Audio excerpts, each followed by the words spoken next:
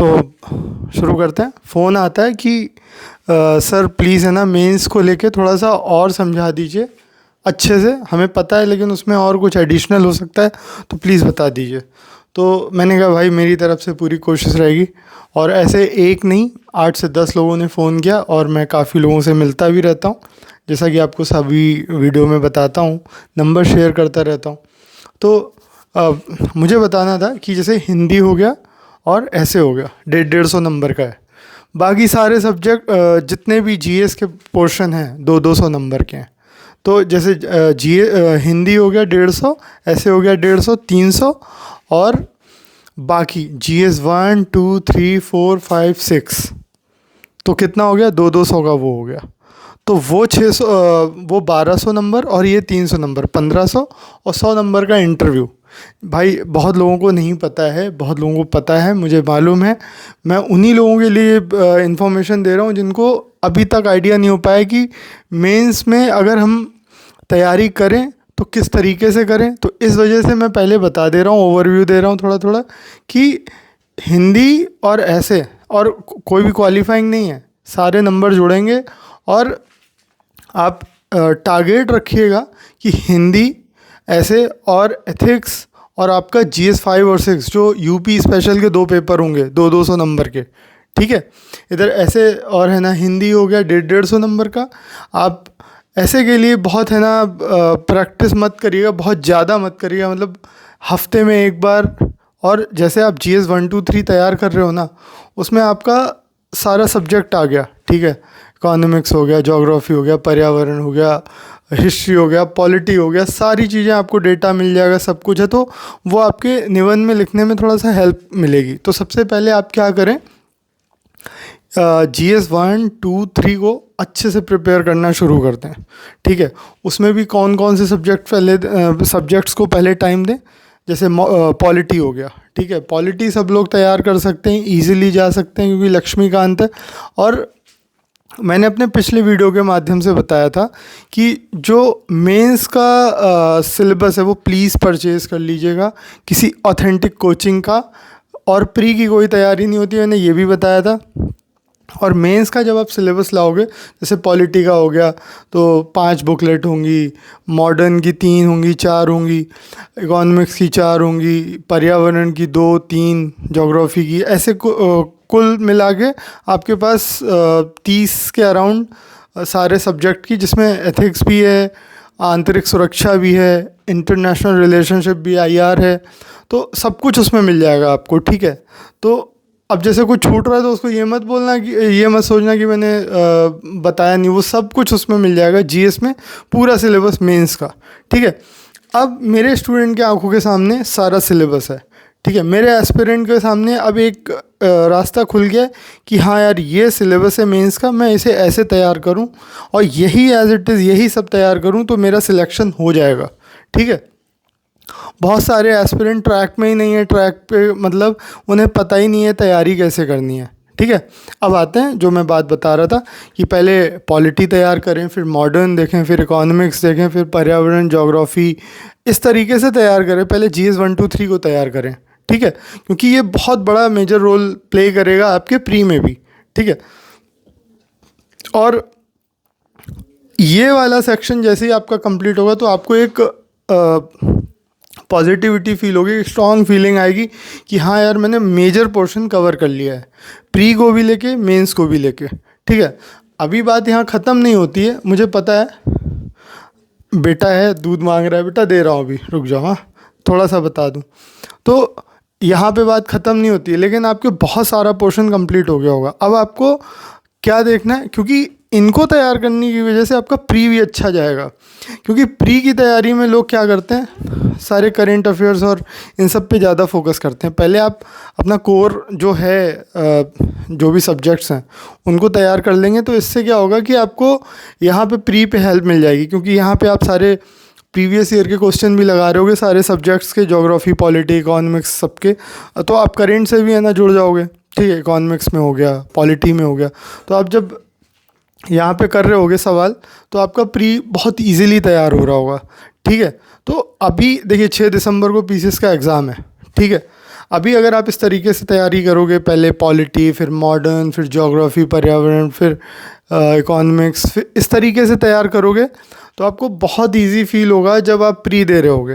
क्योंकि यहाँ पे मैं अभी बता रहा हूँ कि जब आप पॉलिटी, इकोनॉमिक्स, ज्योग्राफी, पर्यावरण, मॉडर्न, आर्ट एंड कल्चर, ये सारा साइंस एंड टेक, ये सारा जब अगर अभी तैयार करके रखोगे तो उस समय बस क्या रह जाएगा आपके पास, सी सैट, ठीक है, और क्या कहते हैं आपका मैथ्स थोड़ा बहुत जो भी होता है उसमें सी सैट में।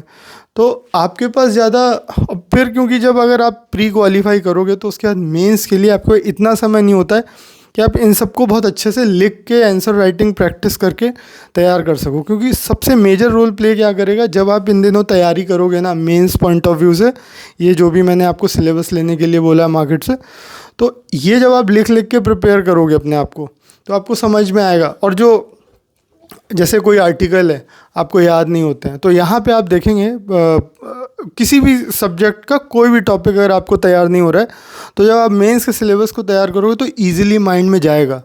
क्योंकि यहाँ पे एक टॉपिक को अलग अलग मोड से पूछा जाता है क्वेश्चन को, ठीक है।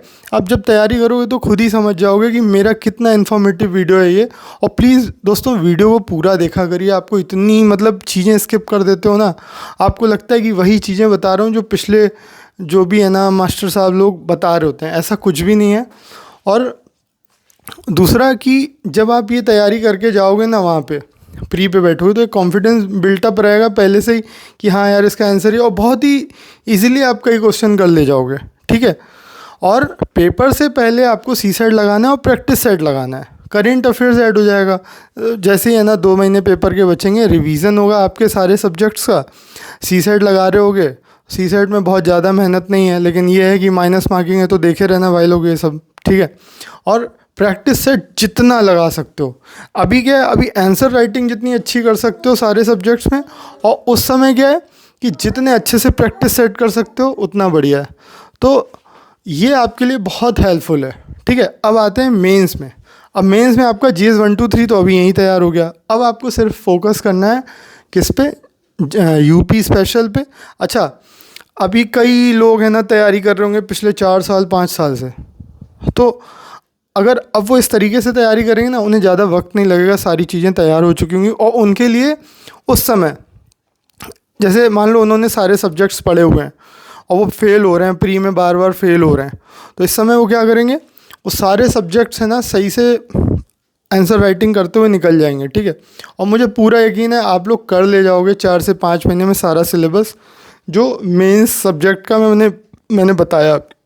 और आप चाहो तो इसमें ही समय बचा सकते हो यूपी स्पेशल और एथिक्स के लिए, ठीक है। क्योंकि फिर प्री क्वालिफाई होने के बाद सिर्फ आपको क्या तैयार करना होगा, ऐसे जो आपका 1 हफ्ते में एक बार चल रहा है मैंने बता दिया है, और हिंदी, तो आपको बहुत मेहनत नहीं करनी पड़ेगी। तब आपको सिर्फ और सिर्फ अपना ये जो मेंस पॉइंट ऑफ व्यू से आपने आंसर राइटिंग की प्रैक्टिस करी होगी, प्रैक्टिस सेट लगाए होंगे, ये आपको मेंस में बहुत काम आएंगे दोस्तों। तो ये है तरीका सही से तैयारी करने का। जो भाई एक बार भी प्री पास नहीं हो पाया है, जो भाई एक बार भी आइडिया नहीं लगा पाया कि यार हम इतना पढ़ते हैं और हम मेंस क्यों नहीं पहुंच पा रहे हैं, क्या रीज़न है, तो दोस्तों यही सबसे बड़ा रीज़न है। इतना लोगों से, दोस्तों से बात करके, भाइयों से जो भी है ना एस्पिरेंट्स हैं, दिल्ली जाके, इलाहाबाद जाके, लखनऊ में जो भी एस्पिरेंट मिला मैंने सबसे बात करी, सबसे पूछा, तो यही दर्द है कि सर पता नहीं क्या पूछते हैं क्या नहीं। क्योंकि मुझे ये लगता है कि इतनी मतलब कम रेशियो है सिलेक्शन का, तो मुझे लगता है वही रेशियो है सिर्फ जो समझ पाता है सिलेबस कहाँ से आता है, कौन सा सिलेबस क्या है पढ़ने लायक। तो प्लीज़ दोस्तों जो मैं बता रहा हूँ उसको कायदे से अच्छे से पकड़ के रखिए। जो बताया है अगर आपने 6 महीने इस तरीके से पढ़ा, आपका पक्का प्री भी होगा, मेंस भी अच्छा जाएगा, और इंटरव्यू की कॉल आएगी तो आप खुद ही मुझे कॉल करोगे। क्योंकि ऐसा मेरे काफ़ी एस्पिरेंट्स के साथ हुआ जिनको बिल्कुल आइडिया नहीं था कि हम तैयारी कैसी कर रहे हैं, ठीक है। और दोस्तों सुबह उठना आपको ही है, कंसिस्टेंसी रखिए। सक्सेस और फेलियर में एक ही फ़र्क है, कंसिस्टेंसी का।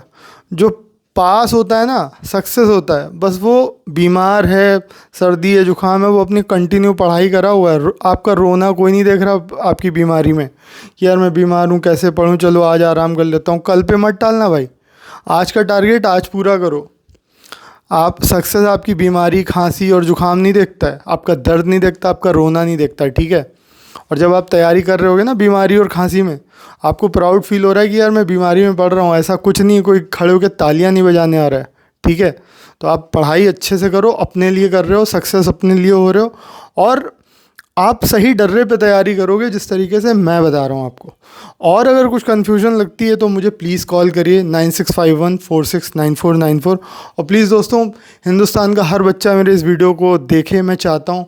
और किसी भी तरीके की प्रॉब्लम हो, हेल्थ इश्यूज़, मैं इंटरनेशनल सर्टिफाइड ट्रेनर भी हूँ, डाइटिशियन भी हूँ, और कोचिंग भी है ना, लोगों को गाइडेंस देता हूँ पर्सनल टच में, जाके मिल के, बिना किसी फ़ीस के।